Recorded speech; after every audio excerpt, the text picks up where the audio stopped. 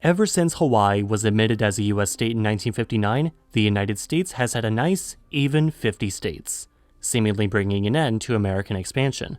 But there are still more places vying for statehood, not from outside, but from within. And of course, one of these places seeking better representation in the US Capitol is the area that holds the US Capitol itself, Washington, D.C. The debate around D.C. statehood has grown in support over recent years. But why does such a small area want to gain statehood? And perhaps more importantly, what would D.C. be like if it were to become the 51st state? Made possible with the support of Skillshare.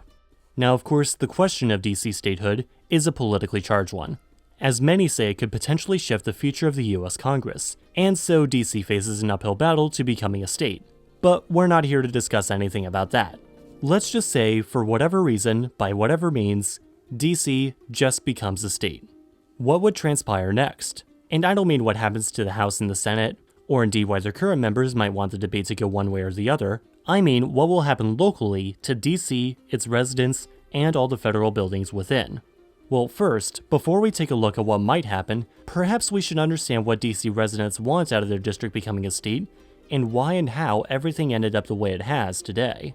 It's important to remember that, way in the days back yonder when saying Washington referred to a person and not a place, the states were not created by dividing the country into 13 pieces. Rather, it was these 13 former colonies coming together that created the United States. This is actually a huge difference. It's basically the difference between setting up a colony somewhere and dividing it for simplicity versus setting up multiple colonies and having them all come together against you. Basically what I mean is that the states all had their own separate interests and rivalries at the time. It was thus decided in Article 1, Section 8 of the Constitution that the responsibility of controlling and managing the US Capitol should be up to the federal government, to keep the capital out of the control of any of the states, and thus maintain a balance of power among said states. The Congress shall have power to exercise exclusive legislation in all cases whatsoever over such district, not exceeding 10 miles square, as may by cession of particular states and the acceptance of Congress become the seat of the government of the United States. This district came into being with the states of Maryland and Virginia ceding a diamond-shaped piece of land around the Potomac River to the federal government to build the capital city, from where they could govern the country without getting caught up in state politics. It's for this reason that one critique of DC's statehood is that it would require a constitutional amendment. However, legislation put forward by DC's non-voting delegate Eleanor Holmes Norton would not eliminate the federal district outright, rather it would shrink the federally run area to a small complex of federal buildings. Places like the White House, the Capitol Building, the National Mall, all those places you've seen in the movies. Also, since it would no longer be a district, its name would go from Washington, District of Columbia, to Washington, Douglas Commonwealth. So kind of interesting how the state will be named after two different people at the same time. Holmes Norton, by the way, is DC's non-voting delegate to the House of Representatives, which means she represents DC and can introduce legislation, but just can't vote on any of it, including anything that might directly affect the district. If admitted as a state, DC would definitely be the smallest state by area, far smaller than Rhode Island. But despite this, it would only be the third least populous state, beating out the much larger but far sparser Vermont and Wyoming, and not exactly far behind many other states. At a GDP of $144.6 billion, however, it would have the 34th highest GDP of any state, beating out Arkansas but just behind Kansas.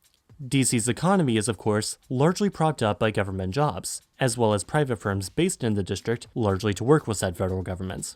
With such a small population, though, this also gives DC an outlandishly high GDP per capita, at $160,000 as of 2018, placing it far into first place. As it currently stands, the District of Columbia does have its own local government, but one mostly under the control of the US Congress, especially regarding budgets and local taxes. On a local level, DC is organized much more like a city, which it technically isn't, but still, led by a mayor, an elected council of 13 members, as well as 37 advisory neighborhood commissions. And of course an attorney general, and the understandably less famous Superior Court, all granted in the 1973 Home Rule Act. The mayor has the power to approve or veto bills passed by the council, and also oversees police and fire departments, public spaces, services, and schools within the district. Congress, however, can still veto any legislation passed by the local governments, and can even pass legislation without approval of DC's residents or governments. States, by contrast, obviously aren't under such heavy control of Congress, and elect their own governors and legislatures and judiciaries which manage laws and services within their own borders, often legalizing things that are illegal on the federal level. Within DC, though, states also elect a varying number of representatives depending on population and 2 senators regardless of population to the different houses of the US Congress. This, for those of you unfamiliar with the debate, is why DC statehood has both strong support and opposition from all across the country. It's not just the moral argument of giving voting rights to 700,000 Americans, or indeed the historical argument that DC was not meant to be a state, as DC becoming a state would effectively give 2 more Senate seats to the Democratic Party, as DC is heavily Democratic.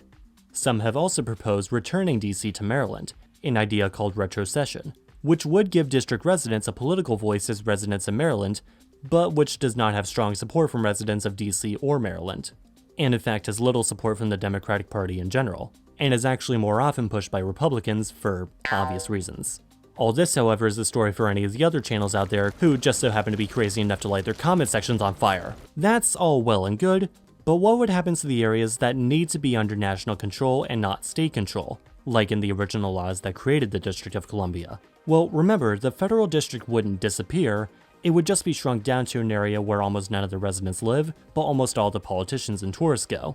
The real question, however, is, would DC becoming a state actually affect the modern federal governments all that much, now that it's, a lot stronger than it was in 1790? Well, it's hard to say, but actually a lot of important buildings and areas under federal control and ownership, like Arlington National Cemetery, or the Pentagon, or the CDC headquarters, or the Kennedy Space Center, or military bases, are all still within state borders, but obviously not state control.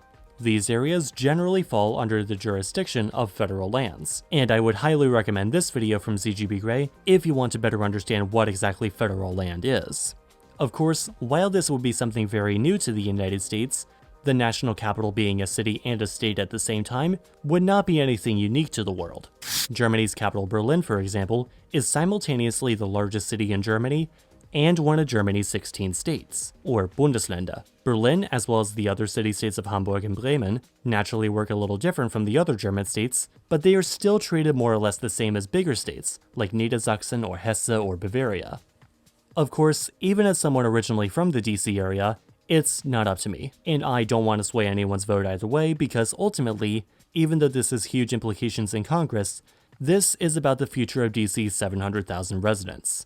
And all I will say opinion-wise is that I think they, for once, should be the ones who decide what happens to the place they live. Hello, ladies. Look at your man, now back to me, now back at your man, now back to me. Does he look like me? No. Can he smell like me? Honestly, he probably already smells a lot better. But can he learn like me? Yes, with a subscription to Skillshare. Ladies, do you want the man of your dreams to be able to cook you gourmet meals and serve them to you from the comfort of your own expertly designed workspace of your dreams, en français? Of course you do. Say cheese. Ah, marvelous as usual. Soar sky high in this community of prospective creators, perhaps with this course on how to build the career of your dreams and unlock your hidden creative potential. Or dive down to the depths of your passion and creativity, as far down as the prices for Skillshare Premium, especially on an annual plan. Be one of the first 1,000 people to click the link below to get yourself a free trial of Skillshare Premium, and join the millions of users already on the platform exploring their creativity. Anything is possible with Skillshare. I'm on a horse.